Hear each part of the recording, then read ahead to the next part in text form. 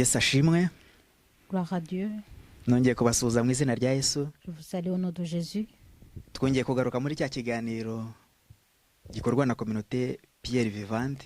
Nous revenons dans l'émission qui est préparée par la communauté Pierre Vivante. Turabakunda Nous vous aimons kandi tubifuriza ibyiza bya buri munsi by'umutima. et nous vous souhaitons de bonnes choses de tous les jours dans vos cœurs.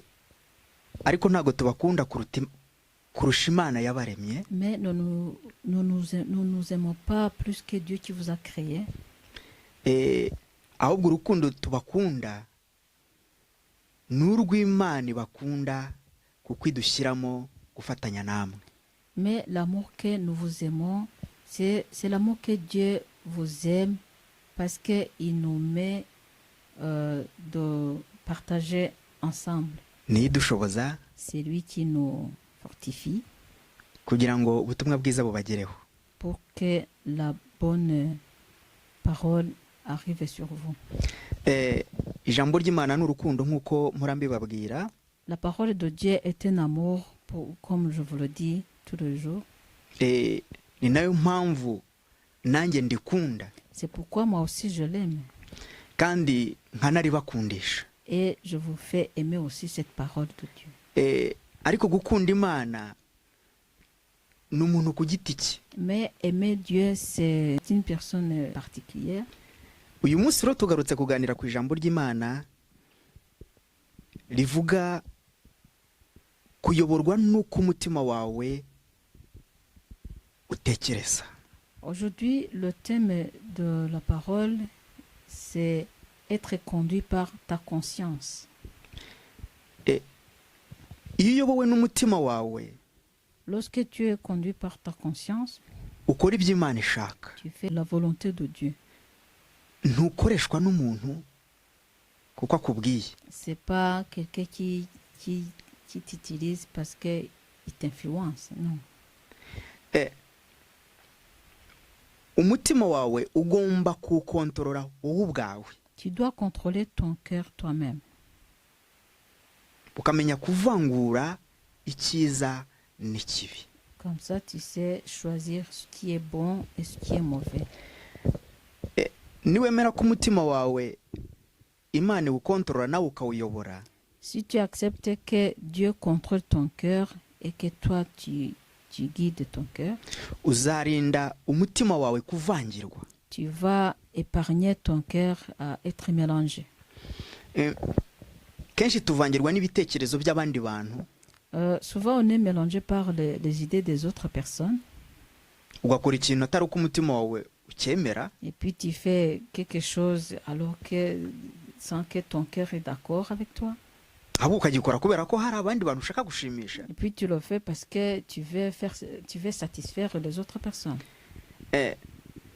Icyo gihe umutima wawe ntabwo ari wowe uri kuyobora gukora ibyo Imana ishaka. À ce moment-là, ton cœur, c'est pas lui qui te guide à faire la volonté de Dieu. Uri kuyobora uko abandi bantu bashaka. Donc, tu guides ton cœur selon ce que les autres veulent. Niyo hava n'ijambo mu Nyangire. C'est là où vient le nom, il ne faut pas aimer telle personne. Nuko njyewe nimba ntakunda uriya muntu nzakubwira nawe umwange. Donc ça veut dire si moi j'aime pas telle personne, je vais t'influencer en te disant toi aussi il faut pas aimer telle personne. Icyo gihe biravuga ngo umutima wawe ntabwo uri gukora, uri gukoreshwa nanjye. À ce moment-là, ça veut dire que ton cœur c'est pas ton cœur qui fait ce qu'il veut, c'est moi qui utilise ton cœur. Ugomba kurinda umutima wawe gukoreshwa n'ibitekerezo by'abandi bantu. Tu dois garder ton cœur d'être influencé par les idées des autres.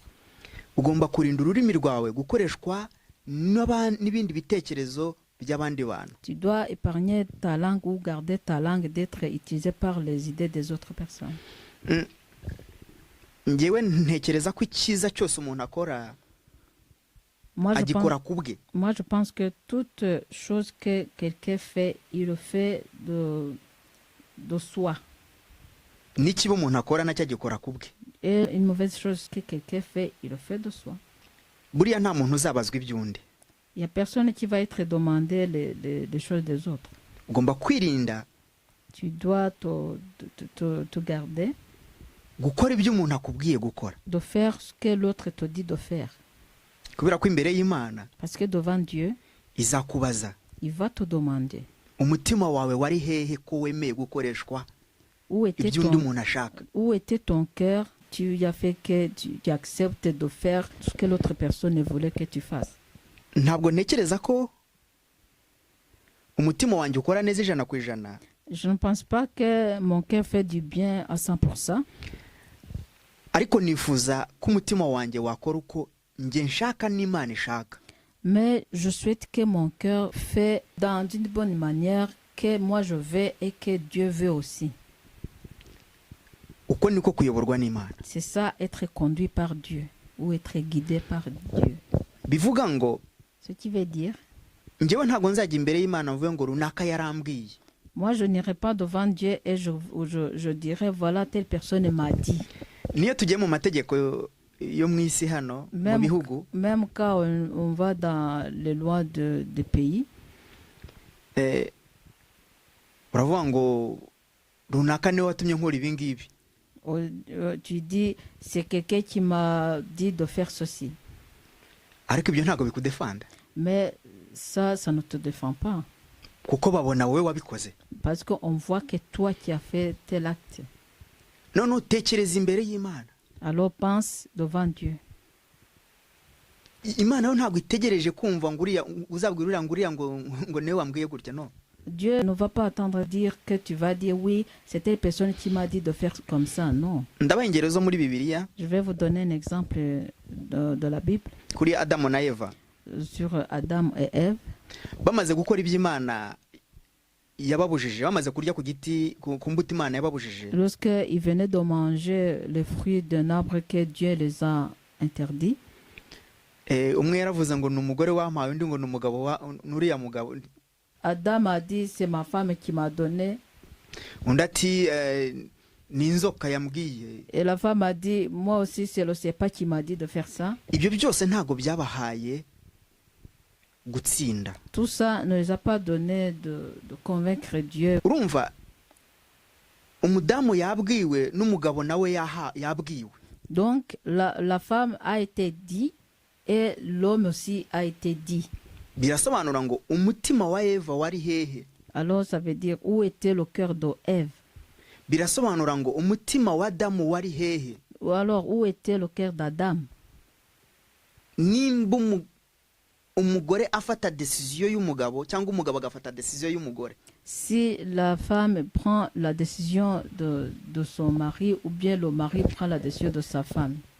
Kontere y'iby'Imana ishaka. Donc ils sont au contraire de ce que Dieu veut. Kugira rero ngo natwe muri iki gihe turimo, pour que nous aussi dans ce temps-là que nous sommes, ni gukora ibitari kontere n'iby'umutima wawe ushaka n'Imana. Il faut faire ce qui n'est pas contre à ce que Dieu veut. Tugira inshuti mu buzima, On a les amis dans nos vies de tous les jours. tugira abavandimwe, On a les frères et sœurs. tugira abayobozi batuyobora mu kazi. On a les chefs qui nous guident dans le travail. Ariko igihe cyose nk'umuntu w'Imana, Mais tout le temps en tant qu'un homme de Dieu, cyangwa se umuntu, ou bien juste une simple personne, ntugomba gukoreshwa n'ubushobozi bw'ibitekerezo by'umuntu mu nzira mbi. tu ne dois pas être utilisé par la capacité des idées des autres dans le mauvais chemin. Ndagira ngo wirinde. J'aimerais bien que tu te protèges, que tu t'épargnes ou tu te gardes. Wirinde mu buryo bw'umutima, Que tu te gardes au niveau du cœur, dans ton cœur, pardon. wirinde no mu buryo bw'ururimi Et rwawe. que tu te gardes aussi pour ta langue aussi. Ndagira ngo mbasabe ntukore decision iyo ari yo yose J'aimerais utemeranya n'umutima wawe. bien te demander de ne pas prendre la décision quelconque qui n'est pas d'accord avec ton cœur. Ni urubanza wisizeho. C'est un jugement que tu te mets dessus. Kuko uri kubikora umutima wawe utabyemera. Parce que tu le fais alors que ton cœur n'est pas d'accord avec toi. Nuvuga ko Imana nayo ntibyemera. Ça veut dire que Dieu aussi n'est pas d'accord avec ça. kuko icyo umutima wawe ugiye gukora nicyo undi muntu akwinjijemo. Parce que ce que ton cœur va faire, c'est ce qu'une autre personne qui t'a convaincu de le faire. Imana idufashe cyane. Que Dieu nous aide beaucoup. Tujye gusoma ijambo ry'Imana On va lire la parole de Dieu. ridufasha kurushaho gutekereza ni gute imikorere yanjye yaba itari imikorere yo kwifuza kwanjye. Cette parole va nous aider à bien réfléchir comment mes façons de faire ne peuvent pas être mes façons personnelles. Kwifuza kwawe harimo ibice bibiri. Le fait d'avoir envie, il y a deux façons. Kwifuza kwawe kwa mbere kugomba kuba kubahisha Imana. Le fait d'avoir envie de toi doit être une envie qui honore Dieu ou qui glorifie Dieu. Kwifuza kwa kabiri Deuxième envie, kwagombye kuba igitekerezo cyo kubaza Imana ibyo ukora. c'est le fait d'avoir une idée de demander Dieu ce que tu dois faire ou tu es censé de faire kugira ngo winjire mu bushake bw'Imana. pour que tu puisses entrer dans la volonté de Dieu. Reka tujye mu gitabo cya Zakariya. On va aller dans le livre de Zacharie. Turasoma igice cya 8. On va lire dans chapitre 8. Turasoma ku murongo wa 17. Chapitre 8, verset 17. Imana ibahe umugisha. Que Dieu vous bénisse. Ndagira ngo dusomere ijambo turisome turitekerezaho. J'aime bien en lisant cette parole, on médite là-dessus. Reka dusome Imana ibahe umugisha. Kandi ntimukagambanirane mu mitima yanyu. Imana ibahe umugisha virgile. Kandi ntimugakomere indahiro z'ibinyoma zose kuko ibyo byose ari byo nanjye niko Uwiteka avuga. Imana ibahe umugisha. Que nul à son cœur ne pense le mal contre son prochain et n'aime pas le faux serment, car ce sont là toutes choses que j'aurai, dit l'Éternel. Il ne faut pas penser le mal contre ton prochain. Ijambo kugambana, le mot penser le mal, ubundi ni igitekerezo cyawe. C'est ton idée à toi. None ukagishyira mu ndi muntu. Et puis tu le mets dans quelqu'un d'autre. Ni ryari ushobora gutekereza ikintu mu nyungu zo guhesha umuntu umugisha cyangwa zo guhesha Imana icyubahiro? Quand est-ce que tu peux penser quelque chose dans le sens de bénir quelqu'un d'autre ou dans le sens d'honorer Dieu? Imana igufashe cyane. Que Dieu t'aide beaucoup. Ahangaha niho ijambo ry'Imana ririmo kutubwira. C'est ici ce que Dieu est en train de nous dire. Ni ryari C'est quand? udashobora kungambanira? Quand est-ce que tu ne peux pas penser le mal contre moi? Kubera umutima wawe mwiza, à cause de ton beau cœur, kubera umutima wawe wo kundinda, à cause de ton cœur pour me protéger. Ni ryari se nanjye nshobora kukurinda? Quand est-ce que moi je peux aussi te protéger? Singomera Imana nawe sinkugomere. Pour que je fasse pas du mal envers Dieu ou envers toi. Ni ryari ndashobora kwemera ibihimbano kuri wowe? Quand est-ce que je peux pas accepter les fausses informations contre toi? Ni ryari ndashobora kwemera indahiro mbi zidaturutse ku Mana ariko nkaziherera mu rwego rwo kukugirira nabi? Quand est-ce que je ne peux pas accepter les faux serments? Zo kukugambanira. Buryo iyo dukora ibintu bibi, faire du mal. Iyo dukora ibintu bibi, lorsque nous faisons les mauvaises choses, inyuma y'abandi bantu, lorsque nous faisons du mal derrière les autres, derrière le dos des autres, dukora isezerano. C'est comme un serment. Isezerano ugirana n'umuntu kugirira undi muntu nabi. C'est une promesse que tu fais avec quelqu'un pour faire du mal à quelqu'un d'autre. Niyo mpamvu hano ijambo ry'Imana rivuga ngo kandi ntimukagambanirane mu mitima yanyu. C'est pourquoi ici la parole de Dieu nous dit que nul en son cœur ne pense le mal contre son prochain. Imana idufashe cyane. Que Dieu nous aide beaucoup.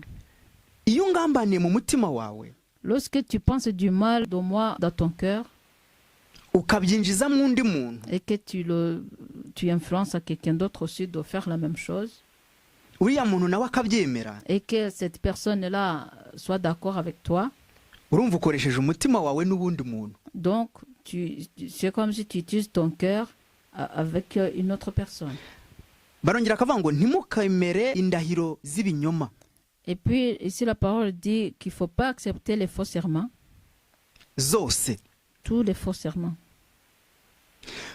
Kuko ibyo byose ari byo nanga, niko Uwiteka avuga. Car ce sont là toutes choses que Joël dit l'Éternel.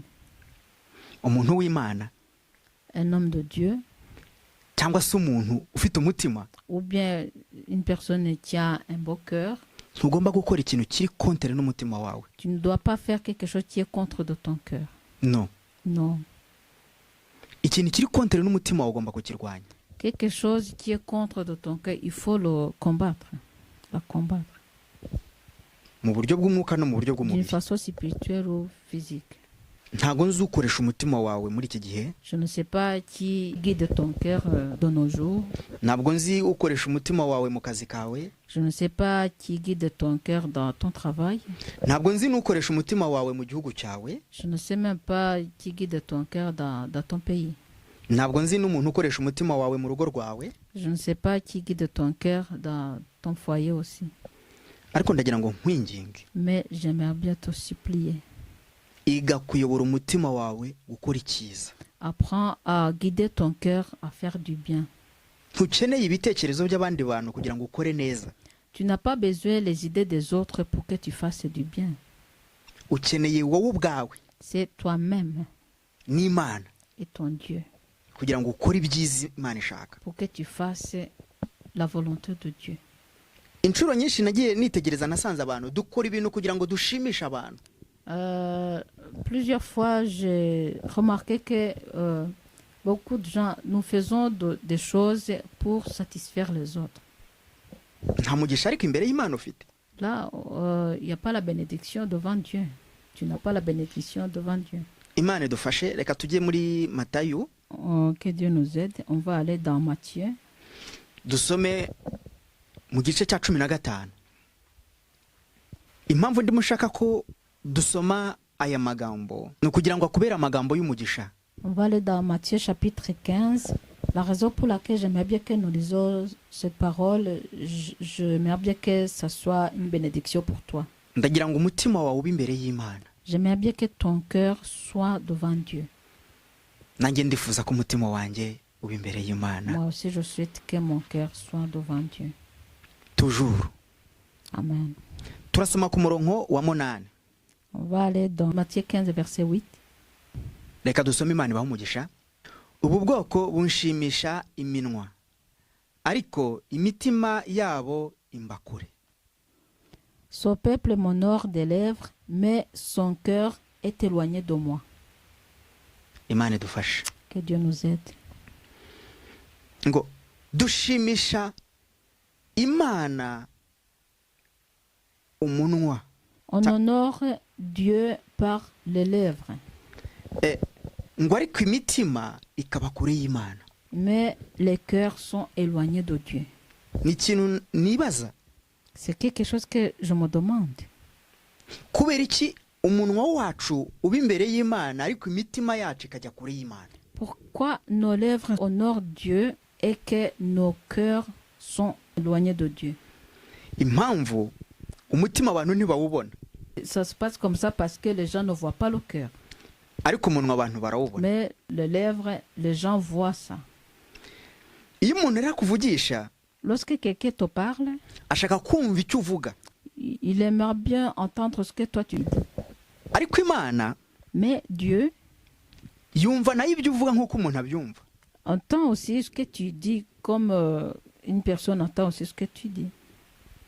Kandi kanereba mu mutima. Et puis il regarde aussi dans le cœur. Aho niho hari ikibazo. C'est là où il y a un problème. Iyo wemeye ikintu icyo ari cyo cyose, lorsque tu acceptes quelque chose, Imana itemera, et que Dieu n'est pas d'accord avec ça, ndetse nawe utemera, Et même que toi-même, tu n'acceptes pas. Imana ibibibona. Dieu voit tout. Rimwe na rimwe ukemera no kubikora. Même parfois, tu acceptes de faire cela. Imana irakugaye. Dieu, il est contre toi à ce moment-là. Kubera ko ukoze icyo umutima wawe utemera. Parce que tu as fait ce que ton cœur n'accepte pas. Kandi ukoze n'icyo Imana itemera. Et que tu as fait aussi ce que Dieu n'a pas accepté que tu fasses. Niyo mpamvu naje kubabwira ngo uyu munsi. C'est pourquoi aujourd'hui je suis venu pour vous dire. Kora icyo umutima wawe wemera. Faire ce que ton cœur est d'accord avec. Kandi ubaze Imana. Et demande Dieu. Est-ce que uri kumwe nanjye? Est-ce que tu es avec moi? Est-ce que uhagararanye nanjye? Est-ce que tu te tiens debout avec moi? Decision ni nziza. La décision est bonne. Ariko zose ntabwo ariko ari nziza. Mais toutes les décisions ne sont pas bonnes. No. Non. Kuvuga biroroha. Parler, c'est facile. Ariko kuba mu mikorere y'ibyo uvuga. Mais être dans le fait de ce que tu dis. Cyangwa kuba mu ngaruka z'ibyo wavuze. Ou être dans les conséquences de ce que tu as dit. Icyo ugomba kugitekerezaho. Ça, tu dois y penser. Aho niho hari ingaruka z'umuntu uwo ari we wese. Voilà là où il y a les conséquences de toute personne, de chaque personne qui a fait telle chose. Kuko nukora ibyo Imana ishaka. Parce que si tu fais ce qui est dans la volonté de Dieu. Ariko biri kontere n'umutima wawe. Nukora ibyo Imana ishaka, biri kontere n'ibyo umuntu wundi ashaka. Si tu fais ce qui est dans la volonté de Dieu, mais qui est contraire de ce que une autre personne veut, là tu auras des problèmes avec la personne là. Ça va. Mais c'est mieux que tu peux avoir les problèmes avec la personne là au lieu d'avoir des problèmes avec Dieu. Parce que biroroha kuba imbere y'Imana honnête. Parce que c'est mieux d'être honnête devant Dieu. Et c'est difficile aussi d'être honnête devant un être humain. Parce que les gens, lorsque quelqu'un est loin de Dieu, c'est difficile que la personne là peut écouter les choses de Dieu que toi tu es en train de faire. C'est pourquoi quand tu fais ce qui est dans la volonté de Dieu, il y a des gens qui te prennent comme un fou. Ou bien ils pensent que tu fais des choses sans avoir y pensé. Parce que dans ta façon de faire, c'est pas la volonté, ça vient pas de ta volonté. Ça vient de la volonté de Dieu. C'est la volonté de Dieu qui te guide. C'est la volonté de Dieu qui utilise ton cœur.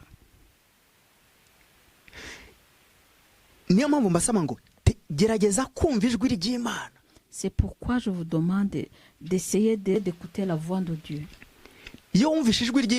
Lorsque tu as entendu la voix de Dieu, les voix des êtres humains ne te font pas peur. Non. Non. Parce qu'il y a là où tu es. Il y a quelqu'un qui t'appelle.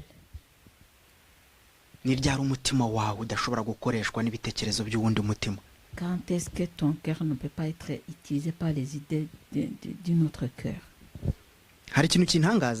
Il y a quelque chose qui m'étonne.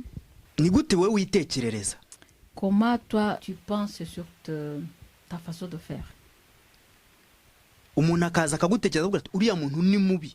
Donc quelqu'un vient, il pense, il commence à te dire telle personne est mauvaise. Et toi tu le prends comme ça. Donc ça veut dire que toi aussi tu n'as pas pensé avant d'accepter les nouvelles là. Donc tu as pensé comme l'autre personne là qui t'a mis cette idée là à penser.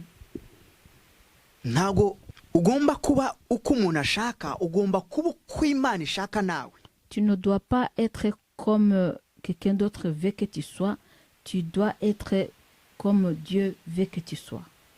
niryo hitamo ry'umuntu w'Imana. C'est ça le choix d'un homme de Dieu. Imana igufashe. Que Dieu t'aide. Reka dusome mu gitabo cya Habakuki. On va lire dans le livre de Habakkuk. Turasoma umurongo umwe gusa. On va juste lire un verset. Impamvu ushaka ko dutekereza cyane ku by'imitima yacu itekereza kandi ikora. La raison pour laquelle je veux que nous réfléchissons à ce que nos cœurs font. Mu gihe gishize twaganiriye umuntu wanga mugenzi we ko ari umwicanye.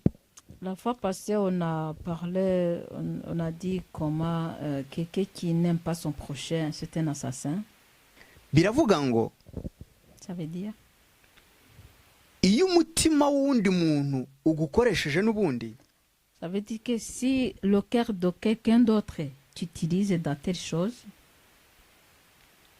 winjiye mu bwicanyi bw'uriya muntu. c'est-à-dire que tu entres dans la tuerie de la personne là. Ugomba kubyirinda. Il faut t'épargner de ça. Tugomba gukora ikintu kinyuranyije n'icy'umutima wawe wemera. Tu ne dois pas faire quelque chose qui est contre de ce que ton cœur veut. Oui, d'accord. Nubwo uri gukoreshwa n'ukomeye. Même si c'est quelqu'un qui a une autorité sur toi.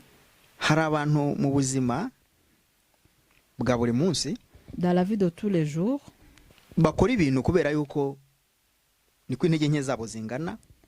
il y a les gens qui font des choses avec selon le niveau de leur force. Reka nkoreshe abantu bafite intege nkeya. Je vais utiliser les gens qui sont dans la faiblesse. C'est un exemple. Iyo umuntu hari imyaka abantu iyo bakuze batangira kwibagirwa. Il y a l'âge où les personnes âgées arrivent à commencer à oublier des choses. Uriya muntu ntabwo ari we uri gukora muri we. À ce moment-là, la personne là, c'est pas elle qui se guide réellement. Tukongera tukabona abandi bantu bafite ubumuga. On voit les autres aussi qui ont les handicaps quelque part. Nawe hari igihe akora ibintu atabitekerejeho atazi ibyo ari byo. Ces gens-là qui ont souvent les handicaps mentaux, ils font les choses sans que c'est eux vraiment qui font ça. Abo ntabwo tubakondana. Là, ces gens-là, on les condamne pas. Na Bibiliya ntabwo inyereka ko ibakondana. Même la Bible ne nous montre pas qu'elle condamne ces personnes. Non. Ni naho Bibiliya yaduhaye urugero. C'est là où même la Bible nous a donné l'exemple. Ngo impumyi ntishobora kurandata indi mpumyi. Un aveugle ne peut pas guider une autre aveugle. Bombi bagwa mu rwobo. Les deux peuvent tomber dans le fossé. Nicyo kintu ushaka kugira ngo wumve wibaze. C'est ça quelque chose que j'aimerais bien que tu te demandes là-dessus. Wowe uri gukoreshwa. Toi qui es en train d'être utilisé. Kugira ngo wange uriya muntu. Pour que tu haïsses telle personne. Ntabwo uri muri bariya abantu babiri twabonye. Tu n'es pas dans les deux personnes là qu'on a vues qui sont aveugles ou qui ont les handicaps mentaux. Non. Non. Ni ukuvuga ngo wowe ibyo urimo gukora uri kubikora ubizi. Ça veut dire que toi, ce que tu es en train de faire, tu es conscient de ce que tu fais. Hari abantu bakubwira ngo ntabwo nshaka kumva ibintu by'Imana, sinshaka no gusoma Bibiliya, ntazabazwa byinshi. Il y a les gens qui te disent non, je ne vais pas écouter la parole de Dieu, lire la Bible pour que Dieu ne me demande pas beaucoup de choses. Ntabwo uri mukuri. Là, c'est pas la vérité. Na birya bike wumvishe nabyo uzabibazwa. Même le peu de choses que tu as entendues, Dieu va te demander ça. Na bya bindi wabonesheje amaso ntunabyemere nabyo uzabibazwa. Même les choses que tu as vues avec tes yeux et que tu n'as pas été d'accord avec, Dieu va te demander de ça. Irinde ibyo uvuga n'ibyo utekereza. Il faut t'épargner à propos de ce que tu dis et à ce que tu penses. Imana igufashe. Que Dieu t'aide. Habakuki we yavuze amagambo meza cyane nkunda. Habakkuk a dit la bonne parole que j'aime bien. Uyasanga mu gice cyaho cya kabiri. Ça se trouve dans le chapitre 2. Ku murongo wa mbere niho ayo magambo ari. Verset 1. Yavuze ngo azahagarara. Il a dit qu'il va se tenir ku munara we cyangwa se ku musozi we sur sa montagne yumve icyo abwirwa. et puis il va écouter ce qu'on lui dit. Ndagira ngo nusoma uyu murongo J'aimerais bien que quand tu lis ce verset, umva neza icyo urimo kubwirwa, écoute bien ce qu'on est en train de te dire gikontorore, et tu contrôles ça. iga kugishyira ku murongo. Apprends à bien ordonner ça. We gukontororwa n'abantu Il ne faut nshuti. pas être contrôlé par les autres. Ni byiza ko nkubwira C'est bien que moi je te parle, umva, tu écoutes, ariko nujya gukora mais quand tu vas faire, quand tu vas mettre ça en pratique, koresha umutima wawe, utilise ton cœur. tekereza ikintu ugiye gukora. Pense à ce que tu vas faire. Ninde ugiye kugikora muri wowe? C'est qui va le faire en toi? Ni wowe ubwawe C'est toi-même cyangwa n'uwundi muntu ukoresheje wowe? ou bien c'est quelqu'un d'autre qui t'utilise? Ni inshuti yawe ikoresheje wowe C'est ton ami qui t'utilise cyangwa se n'umwana wawe ukoresheje wowe? ou bien c'est ton enfant qui t'utilise? Reka nkubwire ikindi, Je vais te dire une autre chose. uzakora kenshi kugira ngo ushimishe abantu, Tu vas travailler beaucoup pour satisfaire les êtres humains, ariko ntawe uzagushimira. mais il n'y a personne qui va te remercier. Aragushimira Il te remercie, ariko kugira ngo asibanganye inzira ye, mais pour, bien aporoteje effacer- izina rye, mais pour protéger son nom, azarangiza uko yagukoresheje niko azongera kugukoresha akwimura ku Mana no mu isi. la façon qu'il va te remercier, il va essayer de protéger son nom. Après, comme il t'a utilisé, c'est la même façon qu'il t'a utilisé pour te faire éloigner de Dieu et t'amener dans son monde. Ndagira ngo wirinde gukora ikinyuranyije n'umutima wawe n'Imana. J'aimerais bien que vraiment tu essaies de ne pas faire ce qui est contre de ton cœur et contre Dieu. Kuko Satani arashaka gusibanganya izina ryawe mu gitabo cy'ubugingo, Parce que Satan avait effacé ton nom dans le livre de vie. kandi arashaka no gusibanganya ubuzima bwawe kuri iyi si y'ababaho. Et puis il veut effacer aussi ta vie sur son monde des êtres vivants. Ndagira ngo bitekerezeho, J'aimerais bien que tu y penses, umutima wawe uyobore mu nzira Imana ishaka. que tu conduis ton cœur dans le bon chemin que Dieu veut Kuva uyu munsi à partir d'aujourd'hui kugeza iteka ryose, jusqu'à l'éternité. urinde gukoreshwa Que tu te gardes d'être utilisé ahubwo uyoborwe n'Imana. et que tu sois conduit par la volonté de Dieu. Reka dukomeze ahandi dusome ikindi gice, tujye muri Yohana. On va aller dans Jean. Muri Jean turajya mu gice cyaho cya gatanu, Jean chapitre 5. turasoma ku murongo wa 44. Imana ibaha umugisha. Aya magambo niyo magambo nshaka ko tuganiraho dusize umutima hamwe n'Imana. Jean chapitre 5, verset 44. Oui. Ndagira ngo ntuharanire gushimisha umuntu, J'aimerais bien que tu ne fais pas les efforts pour satisfaire un être humain. shimisha Imana nawe ubwawe. Satisfais Dieu et toi-même. Nuhesha Imana icyubahiro, Si tu glorifies Dieu, Imana izakuyobora uko ubana n'abantu. Dieu va te guider comment tu vas vivre avec les gens. Imana iguhe umugisha. Que Dieu te bénisse. Reka dusome. On va lire. Mbese mwabasha mute kwizera kandi mumaranira gushimwa n'abantu mu cyimbo cyo gushaka ishimwe riva ku Mana ubwayo? Comment pouvez-vous croire, vous qui tirez votre gloire les uns des autres et qui ne cherchez point la gloire qui vient de Dieu seul? Imana ibahe umugisha. Que Dieu vous bénisse. Mbese mwabasha mute guhesha Imana icyubahiro kandi icyubahiro cy'Imana mukiyoborwamo n'abantu? Comment vous pouvez glorifier Dieu alors que dans la gloire de Dieu vous êtes guidé par les autres personnes? Igihe cyose umutima wawe uri kontere n'Imana, À nawe chaque, ubwawe, à chaque pardon, fois que ton cœur est contre toi et Dieu, ntabwo Imana ishobora kukuyobora. Dieu ne peut pas te guider. no. Imana ntishobora kukuyobora mu gihe uri gukora ikintu ubwayo Imana yanga n'umutima utemera. Dieu ne peut pas te guider au moment où toi tu fais ce qui est contre Dieu et que toi-même ton cœur n'est pas d'accord. Ntago bikunda. C'est impossible. Twaba tubeshyera Imana. C'est vraiment parler de mensonge envers Dieu. Ntago nshobora kukubwira ngo nkunda Imana ariko nkubwire ngo nanga runaka. Je ne peux pas te dire que moi j'aime Dieu mais je n'aime pas telle personne. No. Non. Ntago umutima wanjye ukora. Alors Comment? mon cœur ne satisfait pas Dieu à ce moment-là. No. Umutima wanjye ukoreshwa n'izindi mbaraga za Satani cyangwa se ni za Satani au fait. À ce moment-là, quand on est comme ça, le cœur, donc mon cœur est utilisé par les forces de Satan. Ntabwo ari umutima wanjye uturuka ku Mana uri gukora. Donc c'est pas vraiment les forces de Dieu qui utilisent mon cœur. Non. Ni nayo mpamvu ijambo ry'Imana riri kuvuga ngo mbese mwabasha mute. C'est pourquoi la parole de Dieu nous dit comment pouvez-vous croire Kandi muri gushaka ishimwe ry'abantu. alors que vous cherchez la gloire des uns et des autres. Igihe cyose ukora ikintu ushaka ko umuntu agushima. À chaque fois que tu veux faire quelque chose pour que telle personne est content de toi, Uri kontere n'Imana. tu es contre Dieu. Kandi uri kontere n'umutima wawe Et tu ubwawe. es contre aussi avec ton cœur. Nasanze abantu twibeshya. J'ai vu que souvent les gens nous trompons.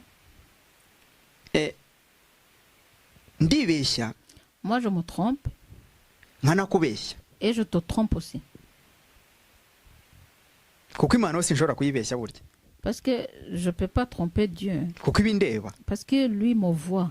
Ndagira ngo ngusabe. J'aimerais bien te demander, Wikibeshya. il ne faut pas te tromper. Kandi wibeshya na mugenzi wawe. Et il ne faut pas tromper aussi ton prochain. Hagarara mu kuri. Reste dans l'honnêteté, Mu gutekereza kwawe dans ta façon de penser no mu mikorere yawe. et même dans ta façon de faire. Wikoreshwa n'umuntu. Il ne faut pas être utilisé par quelqu'un d'autre. Mu kuvuga kwawe, Dans ta façon de dire mu byo ukora. et dans ce que tu fais. No. Non. Imbere y'Imana urubanza, igitabo cy'urubanza ni wowe uzabazwa. Devant Dieu, dans le livre de jugement, c'est toi qui vas être jugé. Mu mategeko yo mu isi, iyo ugiye mu rukiko babaza wowe. Dans les lois de ce monde, quand tu vas dans le tribunal, c'est toi qu'on demande. Ndagira ngo utekereze. J'aimerais bien que tu réfléchisses. Ibyo ukora wibikora mu nyungu z'umuntu uwo ari we wese. Ce que tu fais, il ne faut pas le faire dans l'intérêt de quiconque. Bikore mu nyungu zawe. Fais-le dans ton intérêt, Imbere y'Imana. devant Dieu, Mu izina rya Yesu. au nom de Jésus. Ndarangije. Je finis. Reka dusenge. On va prier. Imana ibahe umugisha. Que Dieu vous bénisse. Nyagasani Imana yacu. Seigneur notre Dieu, Ndasengera abagaragu bawe. je prie pour ton peuple, Mu izina ryawe au Yesu. nom de Jésus. Ubaka imitima yabo. Restaure leur cœur Uhindure gutekereza kwabo. et tu changes leur façon de penser. Be gukoreshwa n'ibyo abantu bifuza. Qu'ils ne soient pas utilisés par ce que les autres souhaitent. Ahubwo bakoreshwe n'ibyo ushaka nk'Imana. Qui doit utiliser par ce que tu veux de ta volonté. Bayoborwe n'umugambi wawe. Qui soit conduit par ton beau plan. Mu izina ryawe Au nom Yesu. de Jésus. Amen. Amen.